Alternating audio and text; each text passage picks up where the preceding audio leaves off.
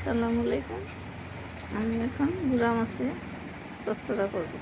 এই আমাদের পুকুরের মাছ ধরে আনছি। বড় মাছের সাথে কিছু ছোটো মাছও আছে। আমাদের গুড়া মাছটা রান্নতে আমার লাগবো টমেটো, কাঁচামরিচ আর এদিকে ধনিয়া পাতা। আর গাছেরটা রান্না করে আপনারা দেখতে থাকেন। আচ্ছা, পাতা মাছও আমরা সাথে দিয়ে দিই। এভাবে আমরা মাছটা মাইকা রেঁধে নেব। তারপর আপনারা দেখতে থাকেন। আমরা পেস্টটা দিয়ে দিছি মরিচ, এখন লবণ দিয়ে দিতেছি। লবণ মরিচ পেঁয়াজ আমরা ভালো করে মাইখা নিই, দইলে নিয়ে তারপর আমরা মশলা দিব। এখন আমি দিয়া দিব কিছু ধনিয়ার গুঁড়া,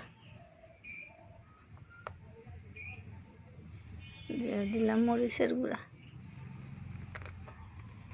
সামান্য কিছু দিলাম হলুদের গুঁড়া,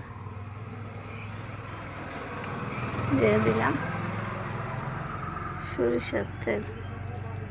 গুঁড়া মাছ সরষের তেলটা মেখে রানলে স্বাদ।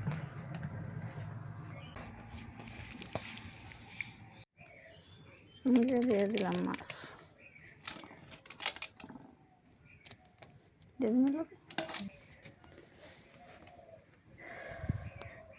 মাছটা আমরা ভালো করে মেখে নেব।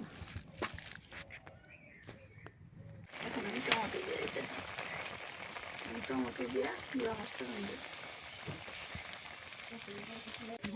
গুঁড়া মাছ ধনিয়া পাতা না দিলে কোনো স্বাদ দিয়ে না, ধনিয়া পাতা লগে দিয়ে দিলাম। এই যে দেখেন আমাদের চচ্চড়িটা কত সুন্দর হয়েছে গুঁড়া মাছের।